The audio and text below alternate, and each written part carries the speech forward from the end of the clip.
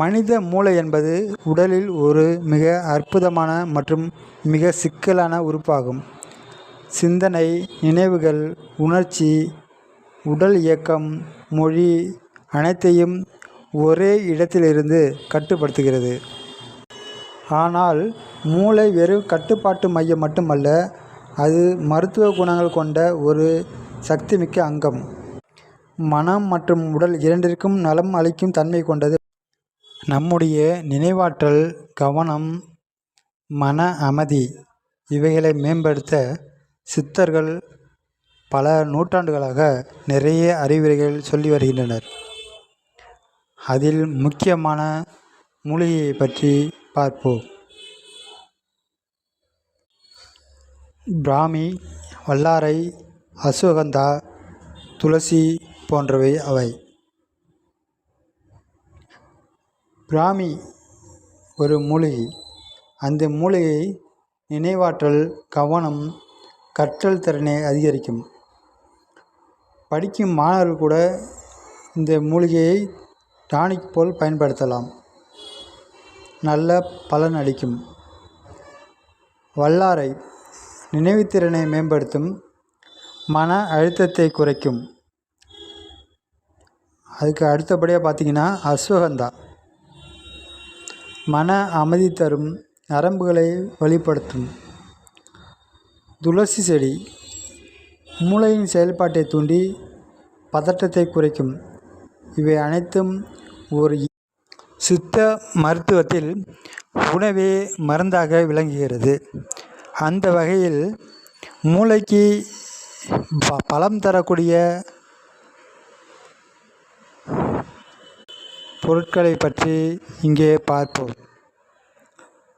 பாதாம், அக்ரோட், முந்திரி இவை மூன்றும் மூளைக்கு நினைவாற்றல் திறனை அதிகரிக்கும். பால், நெய், பாசிப்பருப்பு இவை மூன்றும் மூளைக்கு சக்தியை அதிகரிக்கும். மாதுளை, திராட்சை, பச்சைக்கீரைகள் இவை மூளைக்கு தேவையான சத்துக்களை வழங்குகிறது. மூளைக்கு தேவையான சத்துக்களை நிறைய பொருட்கள் வழங்கினாலும் இவை முக்கியமானவையாக கருதப்படுகிறது. எனவே நமது டயட்டில் இதெல்லாம் ஃபாலோ பண்ணி மூளையின் ஆரோக்கியத்தை மேம்படுத்த வேண்டும். மேலும் மூளைக்கு தேவையான இயற்கையான பொருட்களை அருந்தி மூளையை பலம் பெற செய்வோம்.